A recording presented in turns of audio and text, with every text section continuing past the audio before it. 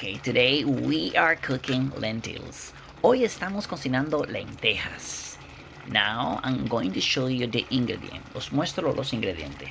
Aquí tenemos perejil, ajo, cebolla, sal himalaya, aceite de oliva,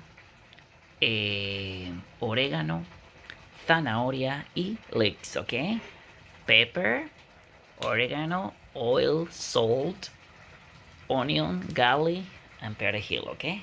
This is what we have to add it to the lentils, okay? So let's go for it. Now I'm gonna put it all together here, okay?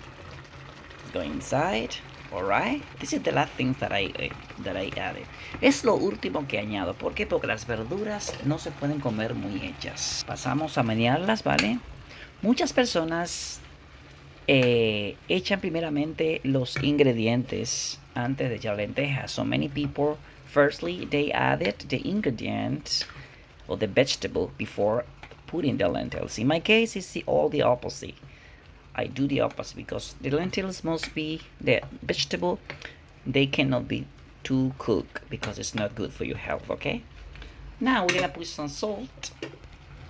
We're gonna start adding some oil, okay, olive oils. And the last thing we're gonna do is we're gonna put some potatoes, okay, some potato slices. And also we're gonna add some mushroom.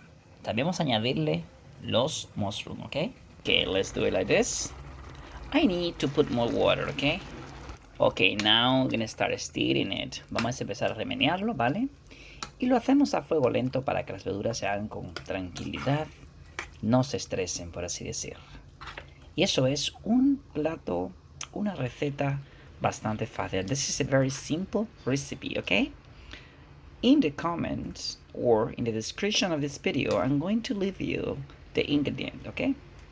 Os voy a dejar diferentes recetas para que preparéis en casa. I'll leave you some recipes so you can prepare at home, okay? In the description of this video. So let's leave it like this. Low fire, okay? Remember that we are now in a countryside here in Spain, okay? Start adding some salt because it needs some salt, okay? So now I need to leave it for at least 20 minutes so it can cook properly. Ahora lo dejo unos 20 minutos para que se cocine tranquilamente y lo último que tenemos que hacer es simplemente es servirlo en un plato hondo, buscar un poquito de aguacate y empezar a comer, empezar a degustar, ¿sabes?